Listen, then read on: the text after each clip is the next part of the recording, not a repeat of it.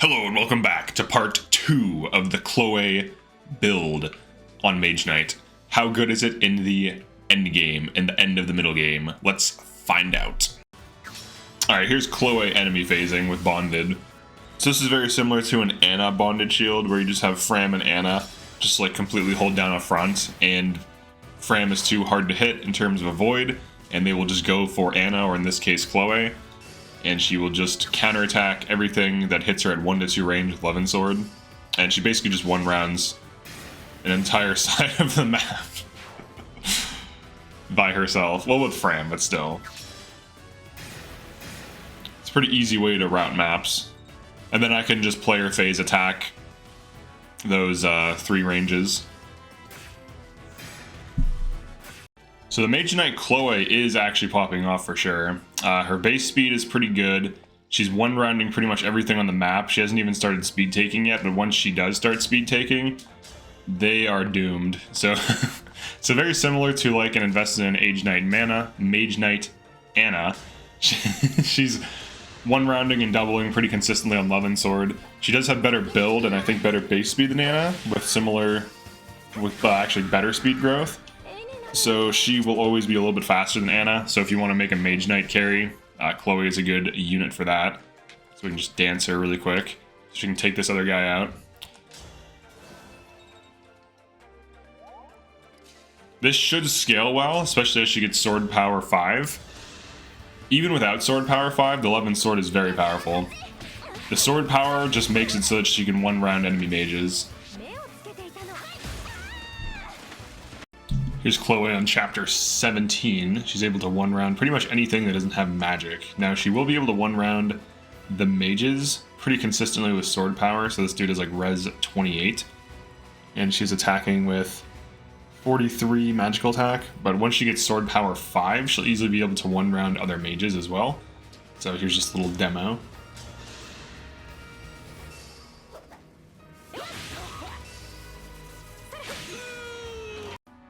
Okay, let's see where Chloe is at with this build. So right now she one-rounds most things she attacks.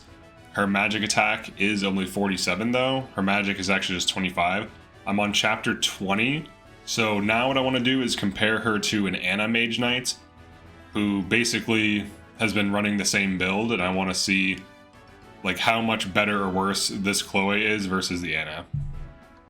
So here is the Ana. Now obviously this Ana has sword power 5, and Chloe would be getting sword power 5, but she does have a lot of magic on her. So I took a screenshot of Chloe's stats. Chloe has 25 magic versus Ana's 35.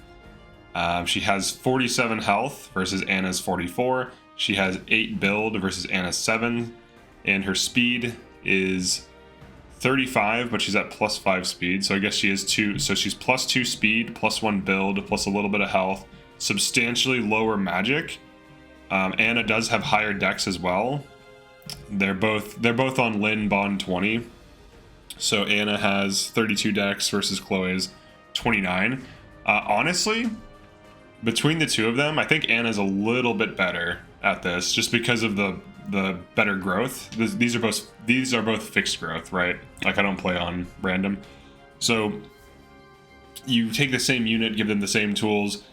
Now they can both still one round, and obviously this Ana's a few levels higher. They're both second sealed. This Ana's level 7 second sealed. The Chloe's level 2 second sealed. So by the time Chloe levels up to Ana's level, because this is, you know, I probably did a bunch of paralogs before chapter 21, which is what this save file is on.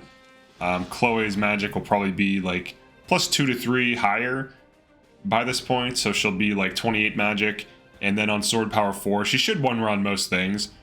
So overall I would say this build is totally fine, and you will be able to one-round and kill things from start to finish. And the difference between her and Ana on Mage Knight is she has like less dex, less accuracy, or I'm sorry, less magic, less dex, but slightly more builds, slightly more health, slightly like more speed. Now in this case she's plus 2 speed on Ana, but if she levels up a little bit more, she should be even faster. She should be like base, like with the plus 5 speed, she should be like 38 or so.